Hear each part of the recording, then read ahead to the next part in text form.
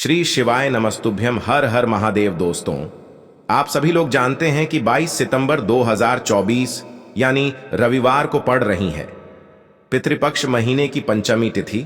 और दोस्तों, ये जो पंचमी तिथि है वो पितृपक्ष महीने में पड़ने वाली सबसे बड़ी पंचमी है, क्योंकि यह पितृपक्ष महीने में रविवार के दिन पड़ रही है। तो दोस्तों, रविवार के दिन आपको ये उपाय अवश्य ही करना चाहिए। और दोस्तों, आप सभी लोग जानते हो रविवार पंचमी का अगर सबसे बड़ा कोई उपाय है तो वो एक चावल के दाने वाला उपाय है। तो दोस्तों, इस रविवार पंचमी के दिन आप लोगों को इस एक चावल के दाने वाले उपाय को जरूर करना है। बहुत सारे लोग होंगे जिन लोगों ने इस उपाय को ना किया हो, मतलब पूरा साल निकल गया, उन्होंने किसी भी दिन इस एक चावल के दाने वाले उपाय को ना किया हो। पर दोस्तों, आपके पास एक आखिरी मौका बचा हुआ है जो कि 22 सितंबर के दिन है। तो इस दिन आप लोगों को इस वाले उपाय को जरूर कर लेना है, भले ही आपने पूरे साल भर इस उपाय को ना किया हो। पर अगर आपने इस श्राद्ध पक्ष महीने की पंचमी तिथि के दिन अगर इस वाले उपाय को कर लिया तो आपको इस उपाय को करने का वो फल मिलेगा जिसकी आपने कभी कल्पना भी नहीं करी होगी। इसीलिए आप लोग इस वाले उपाय को एक बार जरूर कर लेना, ताकि आप लोगों के हाथ से यह मौका ना जा सके और आपको इस उपाय को करने का फल मिल सके। दोस्तों, यह उपाय पंडित जी ने अपनी अभी की ही शिव महापुराण की कथा में बताया है। जी, इस उपाय को आज हम आपको बहुत अच्छे से समझाने वाले हैं। इस वीडियो को देखने के बाद इस उपाय को समझने के लिए आपको कोई और वीडियो को देखने की जरूरत नहीं पड़ेगी। तो चलिए दोस्तों, उपाय को शुरू करते हैं। देखिए, ये इस पितृपक्ष महीने के रविवार पंचमी के दिन यह इतना खास होता है, इतना महत्वपूर्ण होता है।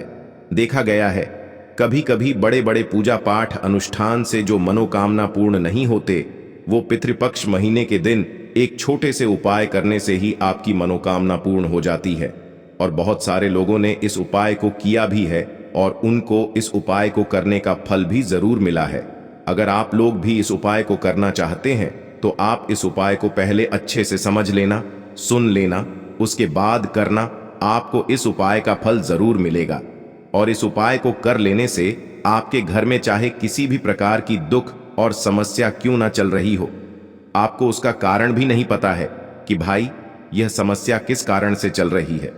उसका कुछ भी कारण हो सकता है, जैसे पितृदोष हो सकता है या किसी भी तरह का मंगल दोष भी हो सकता है।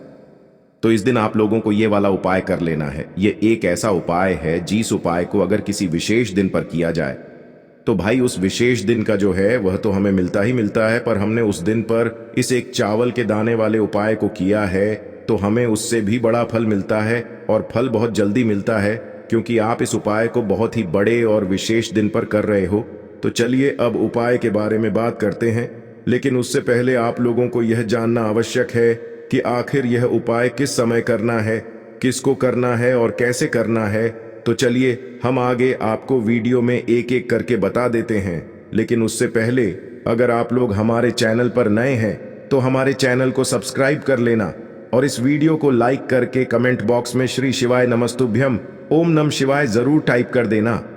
तो दोस्तों, इस एक चावल के दाने वाले उपाय को हमें इस रविवार पंचमी के दिन कैसे करना है, किसको करना है, किस समय करना है और कहां पर करना है, ये सारे सवालों के जवाब आपको इस वीडियो में मिल जाएंगे।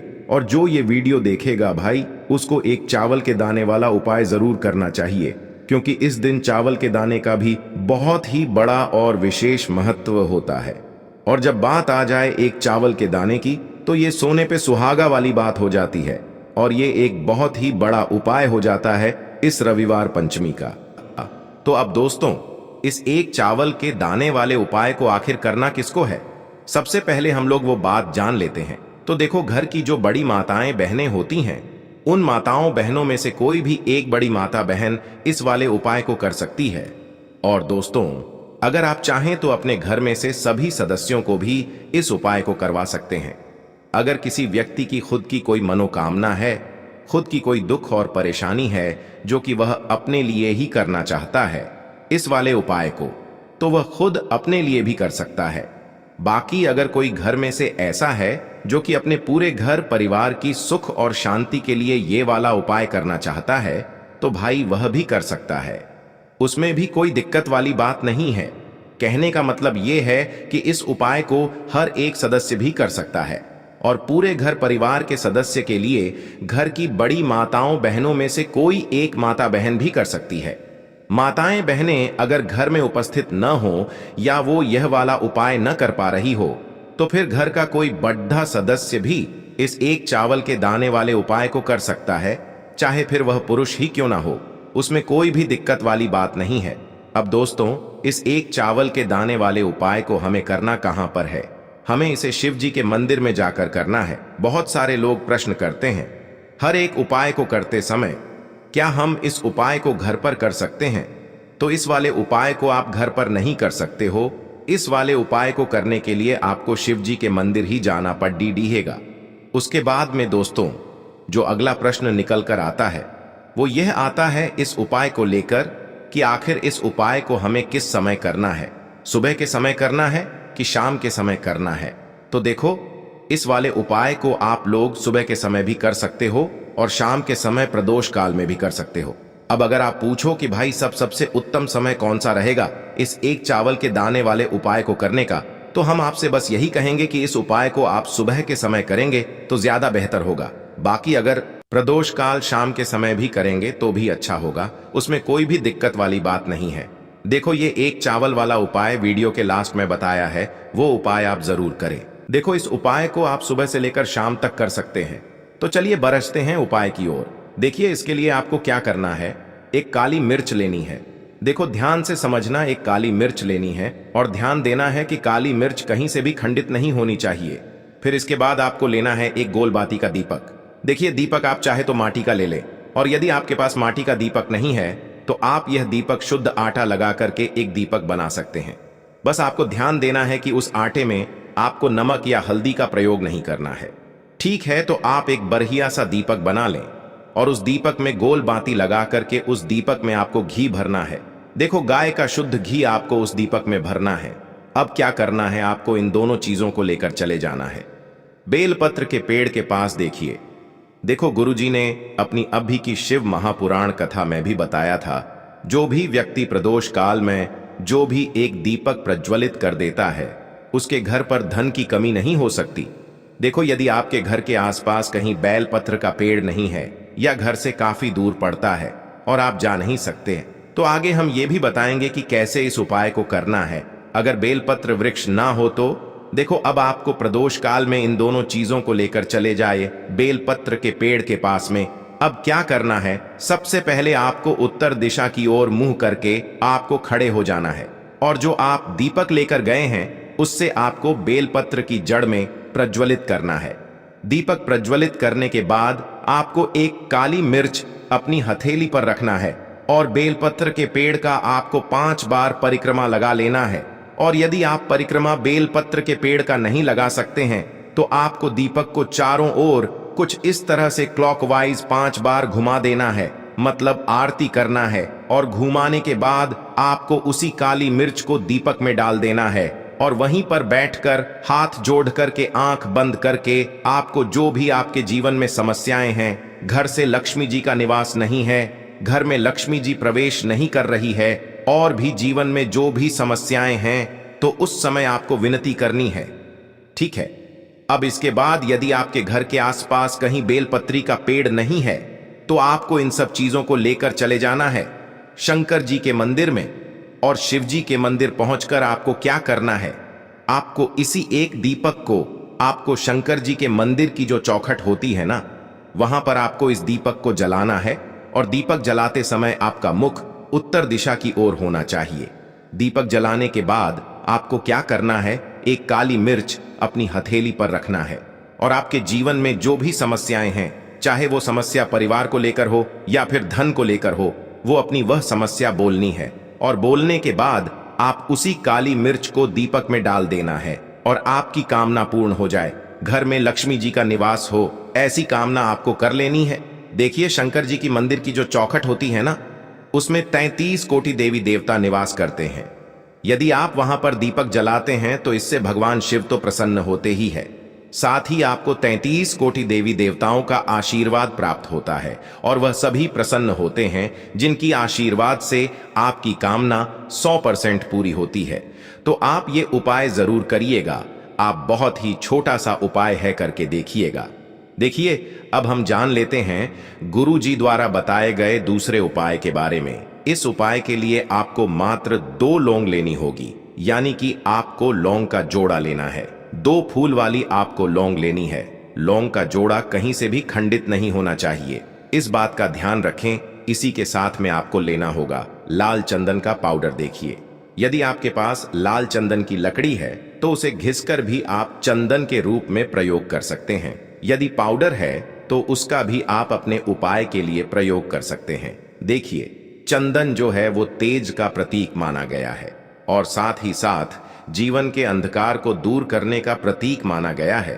अब इसी के साथ में आपको मात्र 1 तांबे के पात्र के अंदर शुद्ध जल लेना होगा अपने घर से। अब दोस्तों, ये तीनों सामग्री लेकर के सीधे आपको पहुंच जाना होगा भगवान शिव के मंदिर में। देखिए, इसी के साथ में आपको एक गोल बाती का दीपक भी लेना होगा। दीपक आप मिट्टी का भी ले सकते हैं, शुद्ध घाटा मढ़कर उसका भी तैयार कर सकते हैं। और दीपक में आपको शुद्ध घी का प्रयोग करना है। लेकिन जैसे ही आप इन सभी सामग्रियों को मंदिर में लेकर के पहुंचेंगे, मंदिर में जैसे ही आप चौखट के वहां पर पहुंचेंगे तो मंदिर की चौखट के सीधे तरफ आप जो अपने साथ एक गोल बाती का दीपक लेकर के आए हैं, उसे आपको सबसे पहले तो प्रज्वलित कर देना है। यानी कि जैसे ही आप मंदिर की चौखट के वहां पर प्रवेश करते हैं तो उसके सीधे तरफ आपको ये गोल बाती का दीपक प्रज्वलित कर देना है। अब देखिए, जैसे ही आप यह दीपक प्रज्वलित करेंगे तो आपकी जो भी मनोकामना है उससे आपको बोल देना है। आप इस दीपक को इस प्रकार से प्रज्वलित करने के बाद इन सभी सामग्रियों को आपको शिवलिंग के पास में लेकर पहुंच जाना है। अब देखिए दोस्तों, आपके पास जो एक तांबे के पात्र के अंदर शुद्ध जल है, उसमें से आपको केवल आधा लोटा जल ही भगवान शिव के शिवलिंग पर अर्पित करना है। आधा लोटा जल आपको उसी पत्र के अंदर बचा लेना है। अब दोस्तों, आपके पास जो 2 लौंग हैं, यानी कि लौंग का जोड़ा है, उससे आपको अपना नाम और अपने गोत्र को बोलते हुए आपकी जो भी समस्या चल रही है, आपके जीवन में जो भी परेशानी उत्पन्न हो रही है, उन्हें आपको बोल देना है। और ये जो लौंग का जोड़ा है, इसे आपको भगवान शिव के शिवलिंग पर अर्पित कर देना है। जैसे आप ये 2 लौंग शिवलिंग पर चढ़ाएंगे तो अपना हाथ जो है वहां पर आपको रखना है और महादेव से आपको प्रार्थना करनी है कि मेरे जीवन की ये जो परेशानियां हैं, ये सभी दूर हो जाएं। यानी कि आपके जीवन में धन की संबंधित परेशानी चल रही है, कर्ज की समस्या चल रही है, बच्चों का पढ़ाई लिखाई में मन नहीं लग पा रहा है, घर के जो आर्थिक संकट है वह सभी दूर हो, व्यापार आपका ढंग से नहीं चल पा रहा है, घर में रोग की स्थिति बनी हुई है, यानी कि जिस भी प्रकार की आपकी समस्याएं हैं उसे आपको महादेव से बोल देना है और महादेव से इन सभी समस्याओं को दूर करने के लिए आपको प्रार्थना कर लेनी है। अब देखिए दोस्तों, आपने जो 2 लौंग शिवलिंग पर समर्पित की थी, उससे आपको वहां से उठा लेना है और इन दोनों लौंग को आपको शिवलिंग से उठा करके सीधे उससे जल के पात्र के अंदर डाल देना है। यानी कि अपने आधा लोटा जल और बचाया हुआ था, उसी के अंदर आपको ये 2 लौंग डाल देनी है। और साथ में आप जो लाल चंदन लेकर के आए थे, उस लाल चंदन को भी आपको उसी पात्र के अंदर डाल देना है। यानी कि आधा लोटा जल और बचा हुआ है तो उसी आधे लोटे जल के अंदर आपको ये लाल चंदन भी डाल देना है। अब देखिए, इस आधे लोटे जल में है जिसमें अपने 2 लौंग डाली है, लाल चंदन डाला है, उसे सीधे लेकर के आपको पहुंचना है बेलपत्र के वृक्ष के वहां पर। देखिए, बेलपत्र का वृक्ष यदि आपके घर पर है तो वहां पर आपको आ जाना है। आपके घर के आसपास कहीं भी है तो वहां पर आपको पहुंच जाना है। और उसके बाद आपका जो मुख है वह उत्तर दिशा की ओर होना चाहिए। और उसके बाद आपको अपना नाम और अपनी गोत्र को बोलना है और पुनः अपने जो भी परेशानियां शिवलिंग के पास में बोली थीं, उन्हें आपको वापस से बेलपत्र के वहां पर भी बोल देनी है। और ये जो आधा लोटा जल और है, इससे आपको पूरा बेलपत्र के वृक्ष की जड़ में श्री शिवाय नमस्तुभ्यं इस मंत्र का जाप करते हुए समर्पित कर देना है। तो बस इतना सा उपाय आपको करना है। जो भी आपकी परेशानी है, समस्या है, उससे महादेव निश्चित ही दूर करेंगे। अब दोस्तों, हम जान लेते हैं तीसरे चमत्कारी और विशेष उपाय के बारे में। देखिए, ये उपाय बहुत ही चमत्कारी है क्योंकि इस उपाय से आपके जिम्मे तेज की वृद्धि होगी। यानी कि जीवन से जितना भी अंधकार ही वो सभी दूर होगा। तो इस उपाय के लिए आपको मात्र एक गुड़ का टुकड़ा लेना है। गुड़ का टुकड़ा आपके जीवन में तेज की वृद्धि करता है और साथ ही साथ आपके जीवन से जो अंधकार है उसे दूर करता है। इसी के साथ मैं आपको एक चावल दाना यानी कि अक्षत का दाना लेना है। ये चावल का दाना आपके जीवन में सुख शांति को लेकर के आता है। आपके जीवन में धन की जितनी भी परेशानियां हैं उन्हें समाप्त करता है। इसी के साथ मैं आपको मात्र एक हरा मूंग लेना है। हरा मूंग जो है वह बुध ग्रह को प्रसन्न करता है। देखिए, हरे मूंग का उपाय करने से बुध ग्रह मजबूत होता है और बुध ग्रह के मजबूत होने से बुद्धि, ज्ञान और विवेक की प्राप्ति होती है। तो ये तीनों ही सामग्री आपको एक एक लेनी है, यानी कि एक गुड़ का टुकड़ा, एक चावल का दाना, एक हरा मूंग आपको लेना है। देखिए, हरा मूंग का दाना और चावल का जो दाना है वो आपको साबुत लेना है, खंडित नहीं होना चाहिए। और इसी के साथ में आपको मात्र एक तांबे के पात्र के अंदर अपने घर से शुद्ध जल ले लेना है। देखिए, अब इन सभी सामग्रियों को लेकर के सीधे आपको पहुंच जाना है भगवान शिव के मंदिर में। आप ये उपाय सुबह से लेकर के शाम तक किसी भी समय कर सकते हैं, लेकिन रविवार के दिन ही आपको इस उपाय को करना है। तो सबसे पहले तो ये जो एक गुड़ का टुकड़ा है, एक चावल का दाना है और एक हरा मूंग का दाना है, उन तीनों को आपको उस जल के पात्र के अंदर डाल देना है। लेकिन यह जो उपाय है आपके जीवन की सारी परेशानियों को दूर करने के लिए होता है, लेकिन विशेष मनोकामना तीनों सामग्रियों से ही आपकी परिपूर्ण हो जाती है। देखिए, यदि आपके जीवन तेज होगा तो सभी आपसे वार्तालाप करेंगे, सभी आपसे बात करेंगे और आपका जो मान सम्मान है वह बढ़ता है। और चावल का जो दाना है वह धन में वृद्धि करता है, मन की शांति के लिए होता है। और हरा मूंग जो है वो बुद्धि, ज्ञान और विवेक की प्राप्ति के लिए होता है। अब देखिए, यह जो एक पात्र है इससे आपको भगवान शिव के शिवलिंग पर धीरे धीरे अर्पित कर देना है। श्री शिवाय नमस्तुभ्यम इस मंत्र का जाप करते हुए और तुम रुकेश्वर महादेव का मन में स्मरण करते हुए। लेकिन तुम रुकेश्वर महादेव का स्मरण करने से यह जो उपाय है और अधिक प्रभावशाली हो जाता है। तो तुम रुकेश्वर महादेव का स्मरण करते हुए यह उपाय करने से आपके जीवन में जो भी अशांति है वह सभी दूर हो जाएगी। तो इस प्रकार से आपको ये सुंदर सा उपाय कर लेना है। इसके बाद बात करते हैं तीसरे उपाय की। देखो, ये उपाय बहुत ही अचूक उपाय है जो आपको करना है। देखो, इस उपाय के लिए आपको 2 दीपक लेने हैं। देखो, दोनों दीपक आपको मिट्टी के दीपक लेने हैं। उसके बाद आपको दोनों दीपक को प्रज्वलित करने के लिए आपको लंबी बाती लेनी है और ये दीपक घी और सरसों के तेल से दीपक प्रज्वलित करने हैं। ये सब लेने के बाद आपको लेना है एक कटोरी में कच्चा दूध थोड़ा सा लेना है। उसके बाद आपको लेना है एक लोटा जल। देखो, गुरुजी ने इस उपाय के लिए बताया है कि ये उपाय आपको प्रदोष काल में करना है। कहते हैं कि बेलपत्र के वृक्ष में प्रदोष काल के समय में महादेव वास करते हैं। उस समय हम कोई भी उपाय करते हैं तो उसका फल हमें अवश्य मिलता है। देखो, अब ये सब सामग्री लेकर आपको प्रदोष काल में चले जाना है बेलपत्र के वृक्ष के वहां पर। देखो, वहां पहुंच जाने के बाद आपको सबसे पहले बेलपत्र की जड़ में सबसे पहले वो दूध जो आप लाए हैं उसे समर्पित कर देना है। उसके बाद आपको जो एक लोटा जल जो आप लाए हैं वो आपको धीरे धीरे बेलपत्र की जड़ में समर्पित कर देना है। उसके बाद आप जो दीपक लाए हो, दोनों दीपक को आपको बेलपत्र की जड़, बेलपत्र की तरफ मुंह करके बाती का आपको एक दीपक घी का और एक दीपक तेल का प्रज्वलित कर देना है और आपकी जो भी मनोकामनाएं हैं वो महादेव को बोलना है। देखो, गुरुजी ने कहा रविवार के दिन पर बेलपत्र की जड़ में दीपक प्रज्वलित कर देता है, महादेव उसकी सभी मनोकामना पूरी कर देते हैं। देखिए दोस्तों, आज के इस वीडियो में हमने आपको रविवार के दिन किए जाने वाले 3 बहुत ही सुंदर से उपाय बताए हैं। जो भी आपके लिए उचित है, सरल है, उसे आप कर सकते हैं। यदि उपाय से जुड़ा किसी भी प्रकार का सवाल है तो कमेंट में पूछ लें। उपाय को करते समय आप किसी भी प्रकार की गलतियां ना करें। अगर आपको हमारी वीडियो पसंद आए तो हमारे इस चैनल को सब्सक्राइब जरूर करें। हर हर महादेव, ओम नमः शिवाय।